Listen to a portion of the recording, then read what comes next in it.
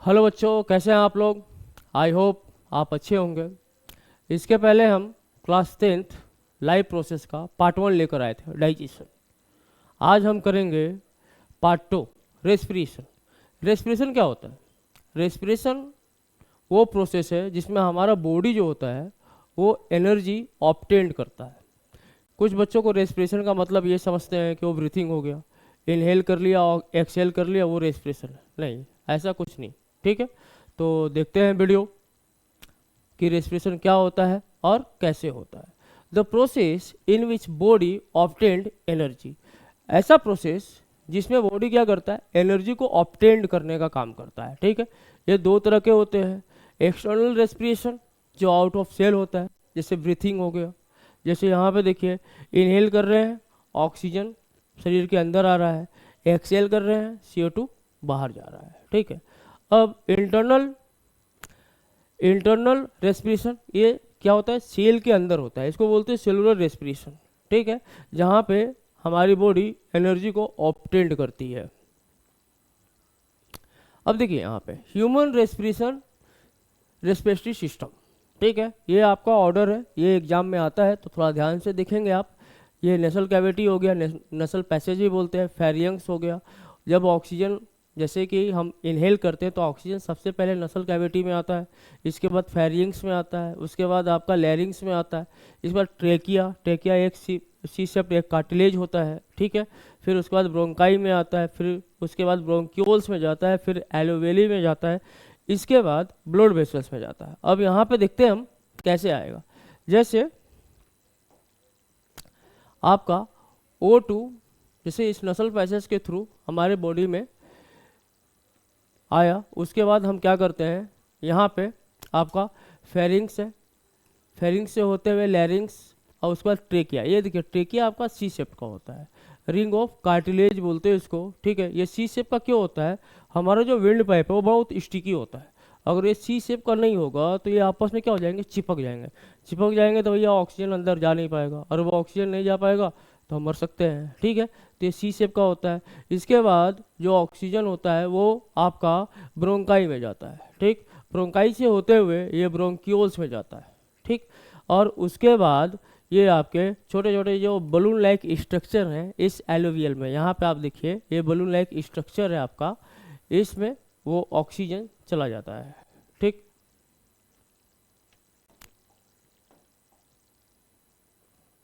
अब यहाँ पे देखिए कैसे, ये मान लीजिए आपका,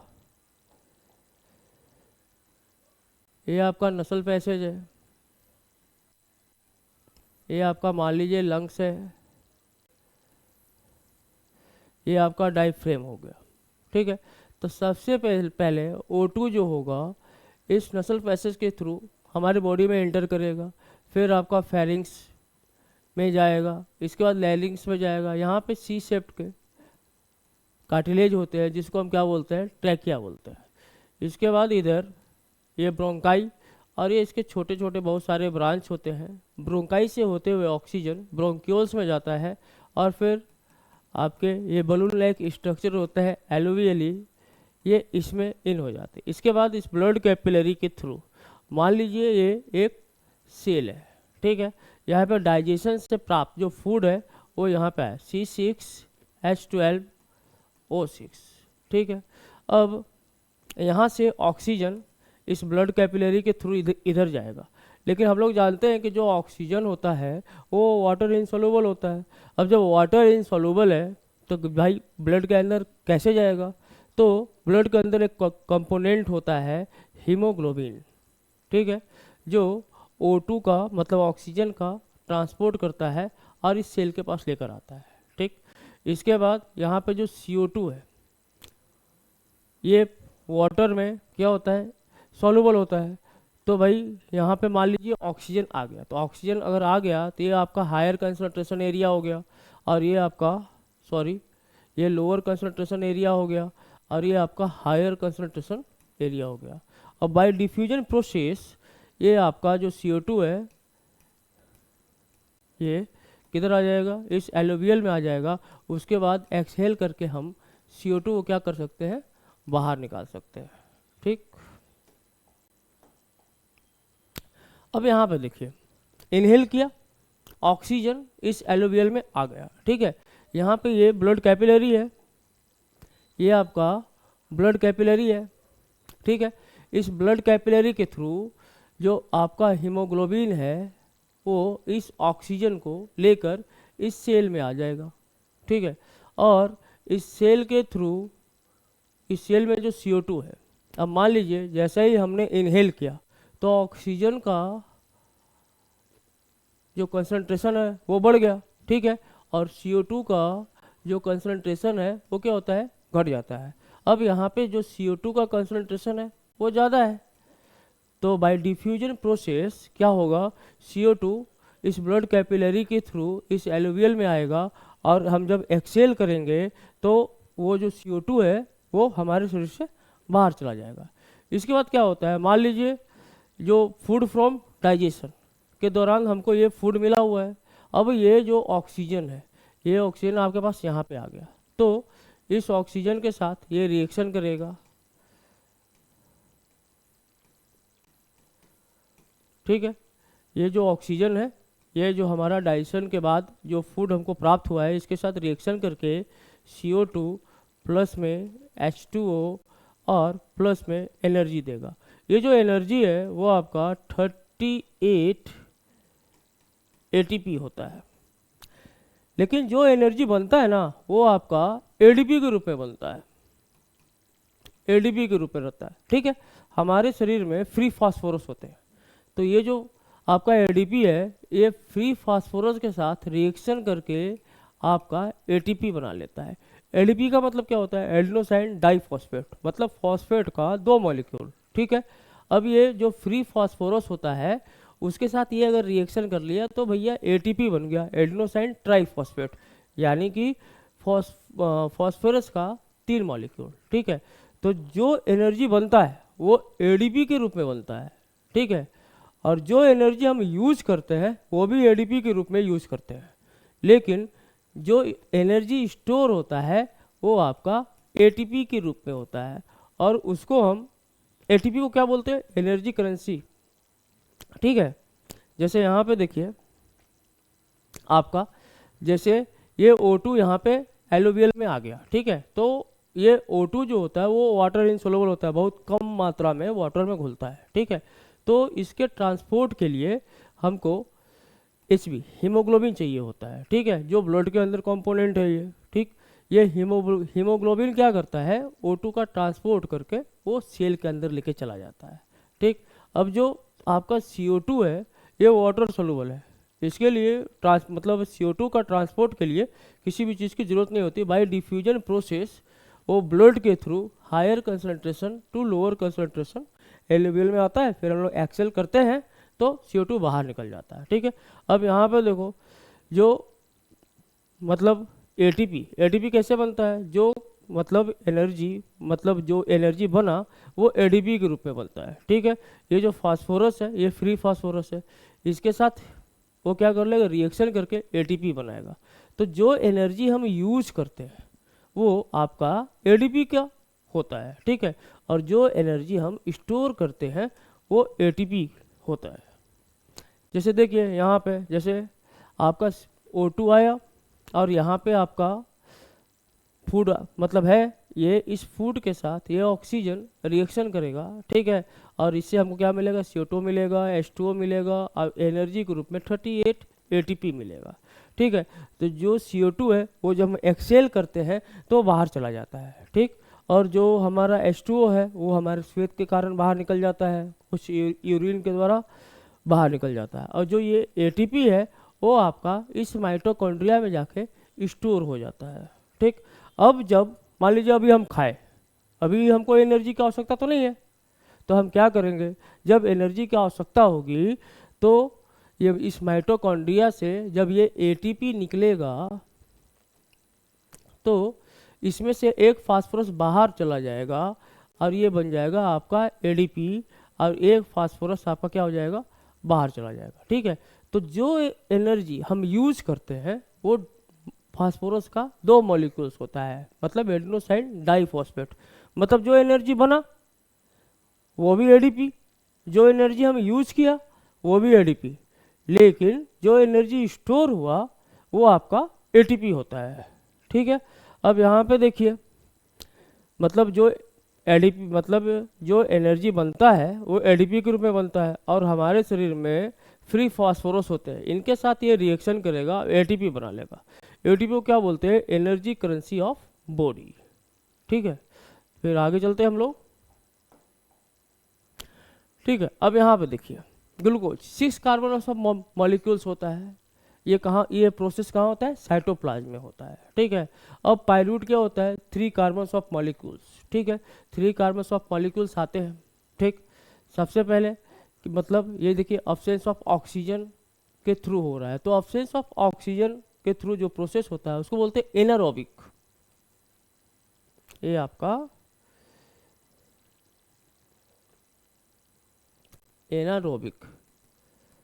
ठीक है, जो ऑक्सीजन नहीं चाहिए। क्यों नहीं चाहिए भैया? ये थोड़े लोअर जो एनिमल होते हैं उनके रेस्पिरेशन में चाहिए होता है। ठीक है, इसके दौरान हमको क्या मिलता है? इथेनॉल मिलता है, C2H5OH, और प्लस में CO2 मिलता है, और एनर्जी जो होता है वो 2 ATP होता है। क्यों? क्योंकि भाई ये ज़्यादा वर्क नहीं करते, फिजिकल वर्क नहीं करते, तो इनको ज़्यादा एनर्जी की आवश्यकता नहीं है।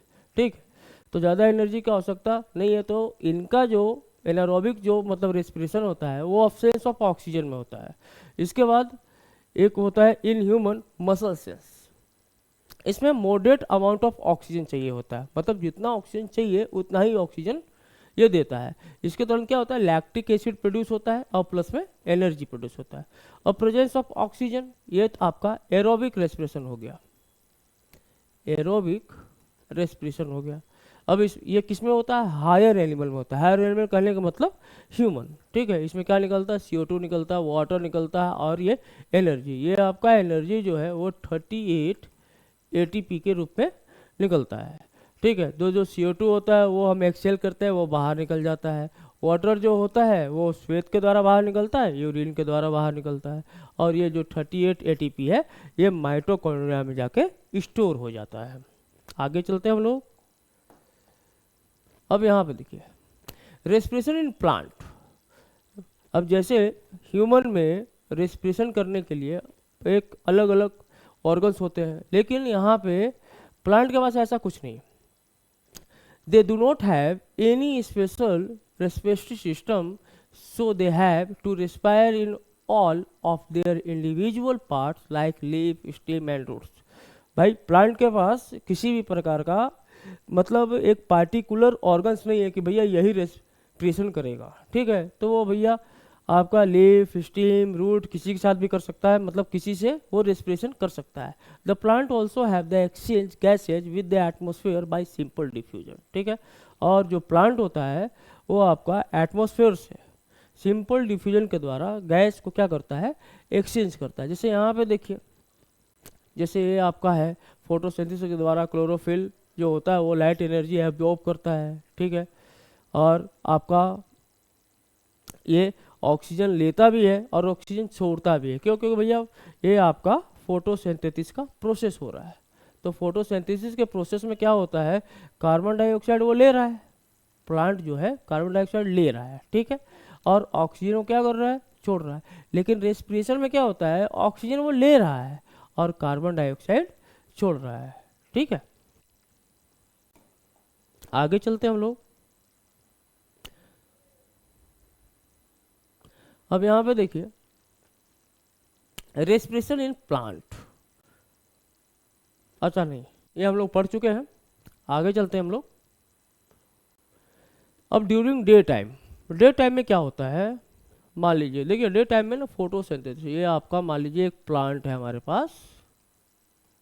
ठीक है, तो फोटोसिंथेसिस का जो प्रोसेस होता है ना वो ज़्यादा होता है, रेस्पिरेशन का जो प्रोसेस होता है वो बहुत कम होता है। ठीक है, तो इस दौरान क्या होता है कि फोटोसिंथेसिस के दौरान CO2 तो उसने लिया एटमॉस्फेयर से, और मान लीजिए 3 मॉलिक्यूल्स ऑफ CO2 ले लिया, तो भैया वो क्या करेगा? 3 मॉलिक्यूल ऑफ O2 बाहर निकाल दिया। ठीक है, तो इसमें से एक O2 वो रेस्पिरेशन में ले लेगा। ठीक है, और मान लीजिए इसके अंदर प्रिंस नाम का एक बच्चा खड़ा है, ठीक है। अब इसको भी तो रेस्पिरेशन की आवश्यकता है ना, तो वो भी रेस्पिरेशन करेगा। तो भैया ये O2 के साथ इसने रेस्पिरेशन कर लिया, ठीक है, ये O2 एटमॉस्फेयर में चला गया। तो दिन के समय में जो फोटोसिंथेसिस होता है वो प्रोसेस बहुत ज़्यादा होता है, जिसके कारण जो ऑक्सीजन होता है वो बनता है, ठीक है। अब आगे चलते हैं हम लोग।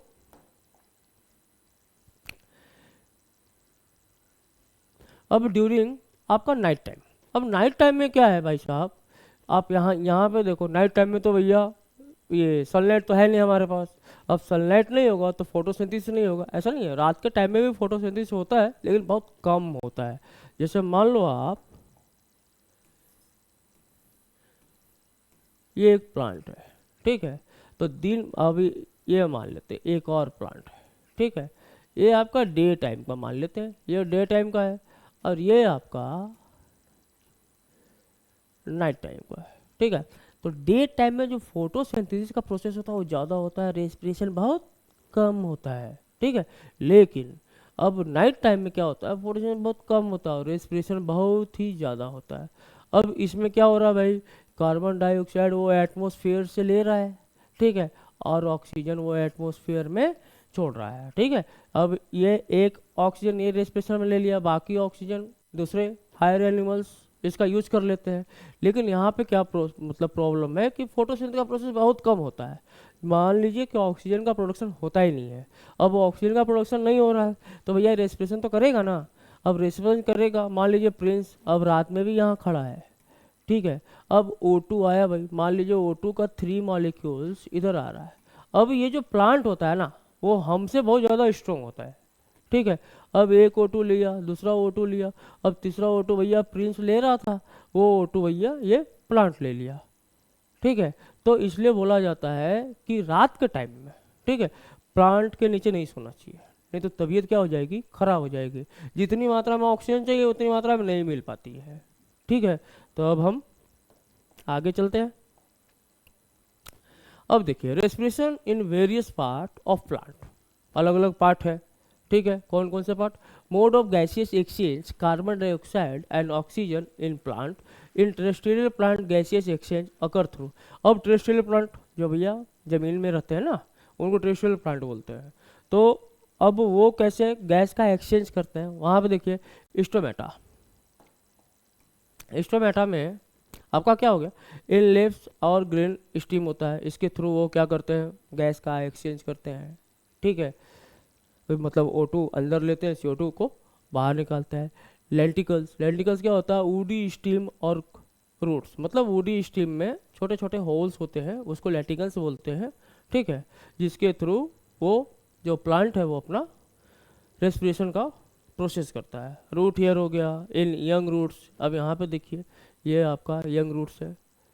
अब यहाँ पे क्या होगा कि मान लीजिए प्लॉइंग करेंगे, टिलिंग करेंगे, तो जो आपका मिट्टी है उसमें बहुत सारे पोर्स बन जाएंगे। अब भैया O2 जो है इसके अंदर आया, अब इसके अंदर आया तो भैया ये लेके O2 इसको दे देगा, ठीक है। तो आगे चलते हैं नेक्स्ट पे हम। अब यहाँ देखिए रेस्पिरेशन थ्रू स्टोमेटा, अब स्टोमेटा के थ्रू रेस्पिरेशन कैसे होता है वो हम आपको बता रहे हैं।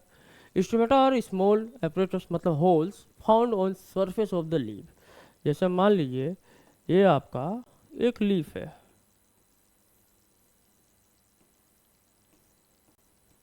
ठीक है, तो इसमें बहुत छोटे छोटे मतलब होल्स होते हैं जो आपके लीफ के सरफेस पे पाए जाते हैं, ठीक है।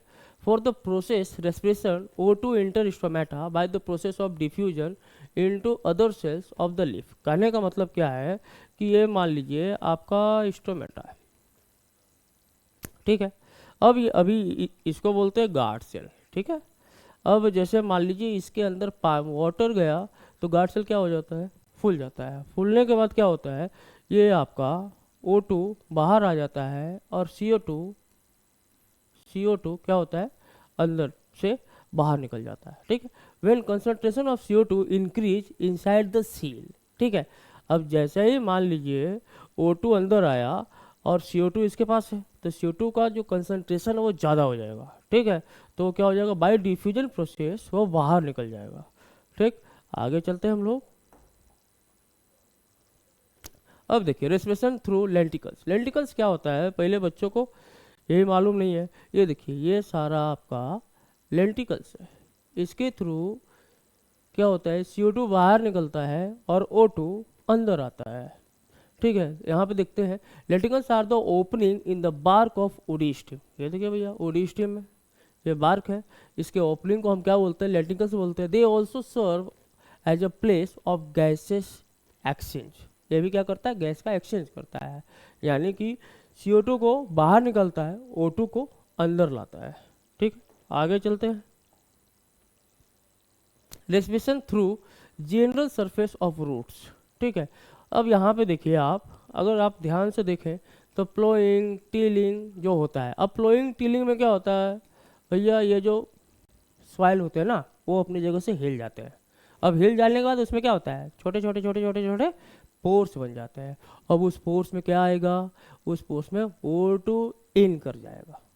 ठीक है, अब वो जो O2 है, अब यहाँ पे देखिए tilling the soil small airs space around soil particles which provide the source of oxygen for the roots.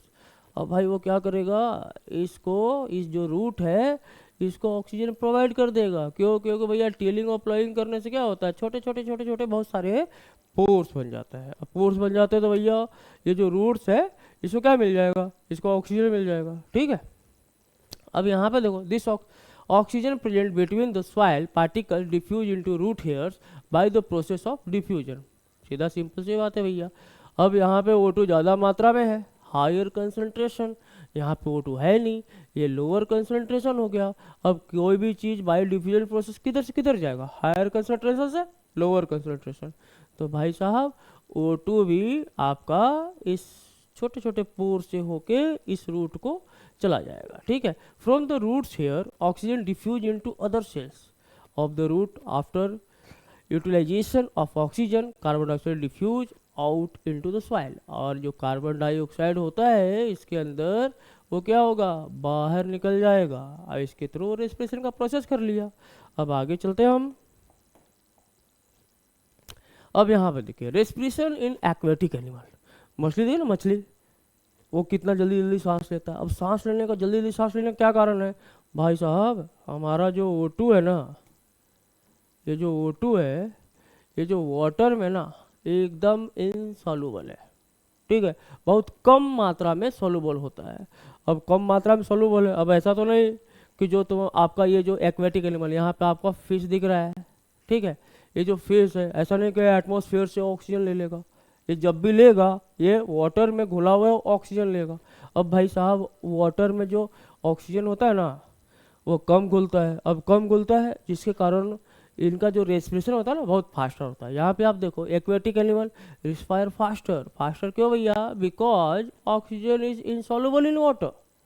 ठीक है, इनसॉल्युबल नहीं मतलब बहुत कम सॉल्युबल होता है। ठीक है, अब जिसके कारण जो एक्वेटिक एनिमल होते हैं वो बहुत तेजी से, बहुत फास्ट एकदम, ठीक है, क्या करते हैं, रेस्पिरेशन का प्रोसेस करते हैं।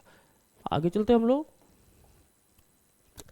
अब आगे रेस्पिरेशन इन जायरोफाइटस। जायरोफाइटस कहने का मतलब है मरुस्थल के पौधे। ठीक है, अब मरुस्थल में आप जानते हो डे टाइम में बहुत ज़्यादा हॉट होता है, नाइट टाइम में एकदम गर्म हो मतलब कूल होता है। ठीक है, अब जैसे ही मान लीजिए अगर डे टाइम में गैस को एक्सचेंज करेगा तो इस स्टोमेटा का क्या करेगा, गार्ड सेल जब ओपन होगा तो सारा का सारा पानी क्या हो जाएगा, लूज हो जाएगा। अब सारा सारा पानी लूज हो जाएगा तो भैया पौधा जो प्लांट है वो काम कैसे करेगा, है कि नहीं। तो यहाँ पे देखो during day time through the process of photosynthesis plant make their food. भाई बहुत चालाक आदमी है। ठीक है, डे टाइम में क्या कर लेता है, फोटोसिंथेसिस के प्रोसेस के तहत वो फूड बना लेता है, लेकिन गैस एक्सचेंज कभी भी दिन में नहीं करता। ठीक है, gas at day time they do it at night. ठीक है, they do so because in those hot and arid region. ठीक है, बहुत ज़्यादा गर्म, पहले ही बताया आपको कि दिन के समय में जो आपका ये डेजर्ट का जो क्लाइमेट होता है ना वो बहुत ही हॉट होता है और रात में उतना ही ठंडा होता है। ठीक है, तो hot and arid region temperature is very high during day and if they open their stomata for exchange of exchanging gas they will lose water. ठीक है, अब मान लीजिए बहुत ज़्यादा हॉट है, एराइड है, अब उस समय हम अगर स्टोमेटा को क्या करेंगे, स्टोमेटा को अगर हम मान लीजिए ओपन करते हैं, ठीक है, तो सारा का सारा इतना ज़्यादा हॉट क्लाइमेट है तो सारा का सारा वाटर क्या हो जाएगा, लूज हो जाएगा, ठीक है। तो they will lose water too through the transpiration very quickly, इसलिए वाटर जल्दी लूज ना हो, ठीक है। इसलिए वो क्या करता है, जो गैस एक्सचेंज का जो काम है वो आपका नाइट में करता है, ठीक है। तो ये आपका था रेस्पिरेशन। अगर कुछ ऐसा आपका नीड हो तो आप हमको कमेंट जरूर कीजिएगा, ठीक है। धन्यवाद।